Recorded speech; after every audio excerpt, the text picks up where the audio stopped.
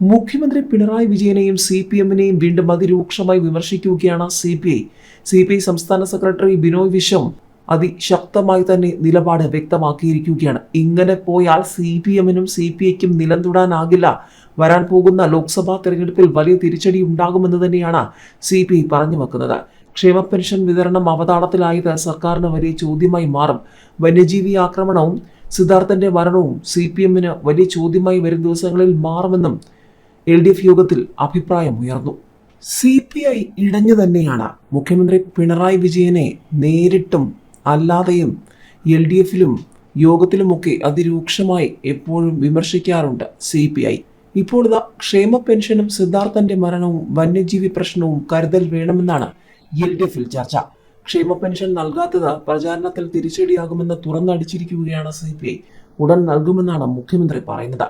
ക്ഷേമ പെൻഷൻ നൽകാത്തതിൽ ഇടതുമുന്നണി യോഗത്തിൽ വിമർശനം ഉന്നയിച്ച CPM ലോക്സഭാ തെരഞ്ഞെടുപ്പ് പ്രചാരണം അവലോകനം ചെയ്യുന്നതിന് ചേർന്ന യോഗത്തിലാണ് CPI വിമർശനം ഉന്നയിച്ചത്. 7 മാസത്തെ പെൻഷൻ കുടിശ്ശികയാണെന്നും ഇത് പ്രചാരണത്തിൽ തിരിച്ചടിയാകുമെന്നും CPI ചൂണ്ടിക്കാട്ടി.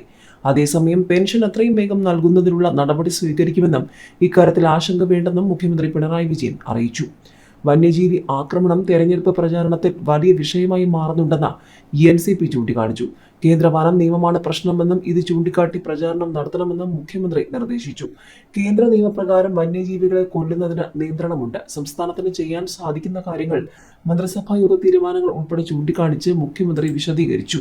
ഏതായാലും ക്ഷേമ പെൻഷൻ വിതരണം 6 മാസമായി മുടങ്ങിക്കിടക്കുന്നത് തെരഞ്ഞെടുപ്പിൽ ഇടതുമുന്നണിക്ക് തിരിച്ചടിയാകുമെന്ന CPIയുടെ തന്നെ മുന്നറിയിപ്പ് വന്നതോടെ ചോദ്യങ്ങൾ നിരവധിയാണ്.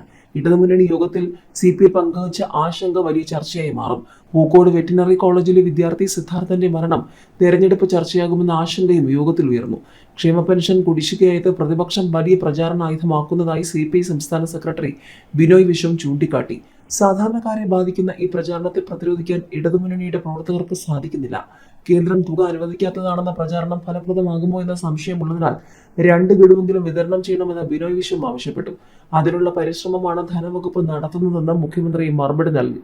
സിദ്ധാർത്ഥന്റെ മരണം ഇടത്തരക്കാരിൽ വലിയ രോഷമുണ്ടാക്കിയെന്ന് RJD നേതാവ് വർഗീസ് ജോർജ് ചൂണ്ടിക്കാട്ടി. ഇത്തരം സംഭവങ്ങൾ ആവർത്തിക്കാതിരിക്കാനുള്ള കർശന നിർദ്ദേശം വിദ്യാർത്ഥി സംഘടനകൾക്ക് നൽകണമെന്ന് അദ്ദേഹം ആവശ്യപ്പെട്ടു.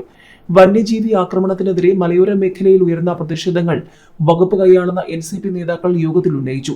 കേരളം വിചാരിച്ചാൽ പരിഹാരം കാണാനാകില്ല. കേന്ദ്ര നിയമമാണ് തടസ്സമായി നിൽക്കുന്നത്. അതിനാൽ ഇക്കാര്യം ചൂണ്ടിക്കാട്ടി കേന്ദ്രത്തിനെതിരെ വിപുലമായ പ്രചാരണം LDF ആരംഭിക്കണം.